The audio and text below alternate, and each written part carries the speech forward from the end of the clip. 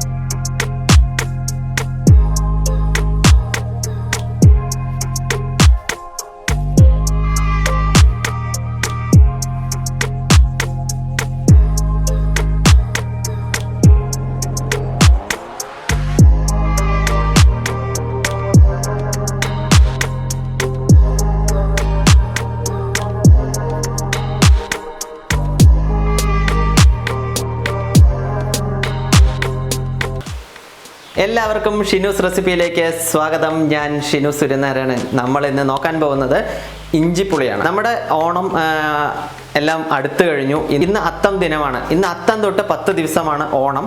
ചെറിയൊരു web series start ചെയ്യാനാണ് ഉദ്ദേശിക്കുന്നത്. അതായത് അത്തം മുതൽ 10 ദിവസം നമ്മുടെ ഈ സീരീസ് നമുക്ക് തുടർച്ചയായി വീഡിയോസ് അപ്ലോഡ് ചെയ്യുന്നതായിരിക്കും. ഓണ വിഭവങ്ങൾ, അതായത് ഇഞ്ചിപ്പുളി തുടങ്ങിയിട്ട് നമ്മൾ പായസം വരെയാണ് ഉദ്ദേശിക്കുന്നത്. അപ്പോൾ ഈ ചാനൽ നിങ്ങൾ എല്ലാ വിഭവങ്ങളും നിങ്ങൾക്ക് കാണുവാനും നിങ്ങൾക്ക് ട്രൈ ചെയ്യാനും നിങ്ങൾക്ക് എല്ലാത്തിനും പറ്റുന്നതാണ്. നമുക്ക് ആ ഒരു ഗ്യാപ്പ് ഇട്ട് ചെയ്യുന്നത്. ഈ ചാനൽ കണ്ട് ഇഷ്ടമാവുകയാണെന്നുണ്ടെങ്കിൽ എല്ലാവരും സബ്സ്ക്രൈബ് ചെയ്യുക. തൊട്ടടുത്തൊരു ബെലൈക്കൺ ഉണ്ട്, അതും കൂടെ ക്ലിക്ക് ചെയ്ത് വെക്കുക.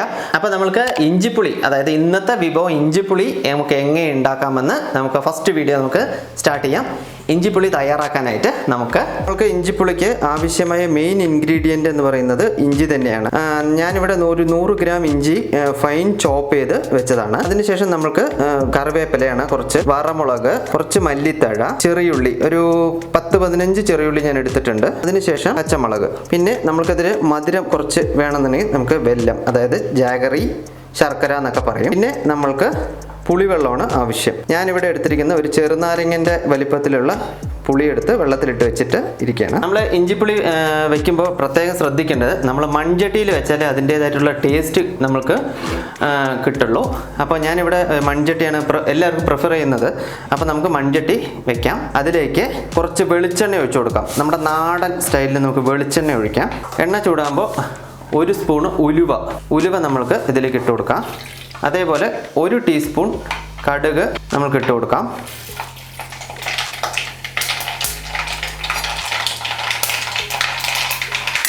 കടുക് പൊട്ടി വരുമ്പോൾ നമുക്ക് പച്ചമുളക് ചോപ്പ് ചെയ്ത് വെച്ച് നമുക്ക് ഇതിലേക്ക് ഇടാം.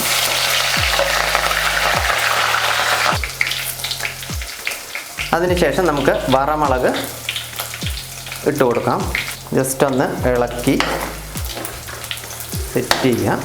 ഇട്ട് കഴിഞ്ഞതിന് ശേഷം നമുക്ക് നമ്മൾ ഈ ചെറുതായി അരിഞ്ഞു വെച്ചിരിക്കുന്ന ചെറിയുള്ളി നമുക്ക് ഇതിലേക്ക് ആഡ് ചെയ്ത് കൊടുക്കും. പച്ചമണം മാറുന്നത് വരെ നമുക്കൊന്ന് ഇളക്കുക.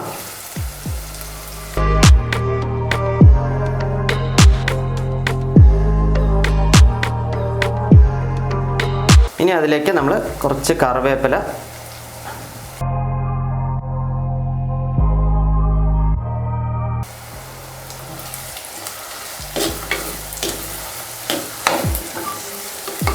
അപ്പോൾ ഏകദേശം ഒരു പച്ചമണമൊക്കെ മാറി. നമുക്കിനി നമ്മൾ ചോപ്പ് ചെയ്ത് വെച്ച ഇഞ്ചി നമുക്കിതിലേക്ക് ആഡ് ചെയ്യാം.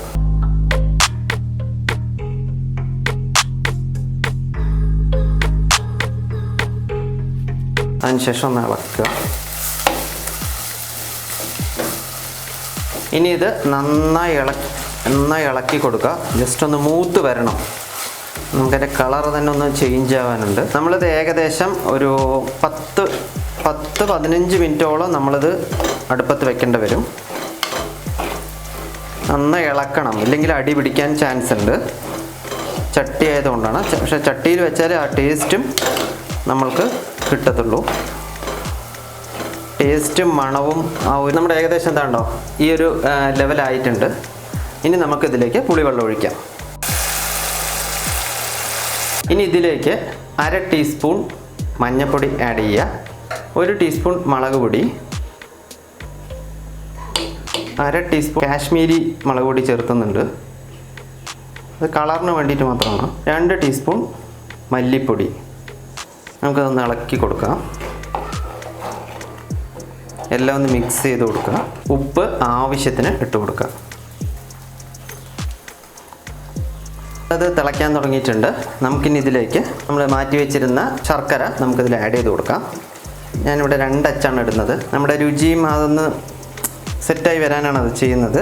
ഇനി ഇതിങ്ങനെ ഒരു ഹാഫ് ആൻ അവർ ഇത് ഫുൾ ഫ്ലെയിമിൽ തിളച്ച് കുറുകി വരണം.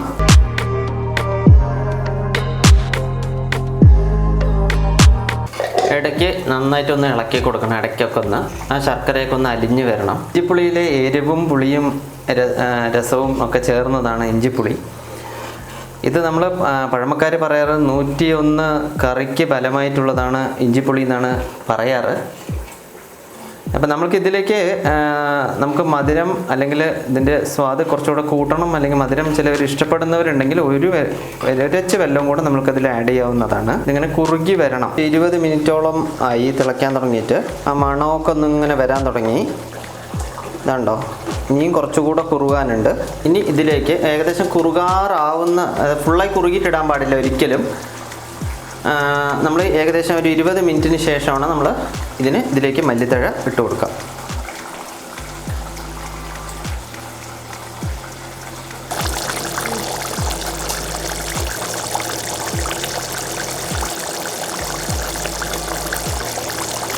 ചുമ്മാ എല്ലാം റെഡി ആയിരിക്കേണ്ടതുണ്ടോ.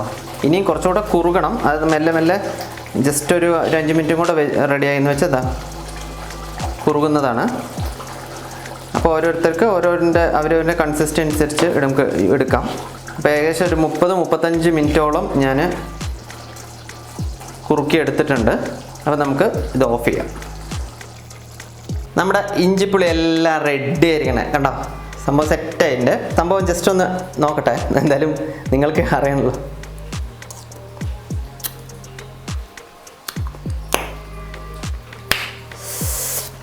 അടിപൊളി സംഭവം, സെറ്റപ്പാണ്. സെറ്റപ്പ് പറഞ്ഞ അടിപൊളിയാണ്. ഇതിനപ്പുറത്ത് ഇനി പറയാനൊന്നുമില്ല. അപ്പോൾ എല്ലാവരും ഇത് വീട്ടിൽ ഇതേപോലെ ട്രൈ ചെയ്ത് നോക്കുക. നല്ലൊരു ഇഞ്ചിപ്പുളി നമ്മുടെ വീട്ടിൽ നമുക്ക് തയ്യാറാക്കാനായിട്ട് പറ്റും. അപ്പോൾ ഈ വീഡിയോ കണ്ട് നിങ്ങൾക്ക് ഇഷ്ടമായി എന്നുണ്ടെങ്കിൽ സബ്സ്ക്രൈബ് ചെയ്യുക. തൊട്ടടുത്തൊരു ബെല്ലൈക്കൺ ഉണ്ട്.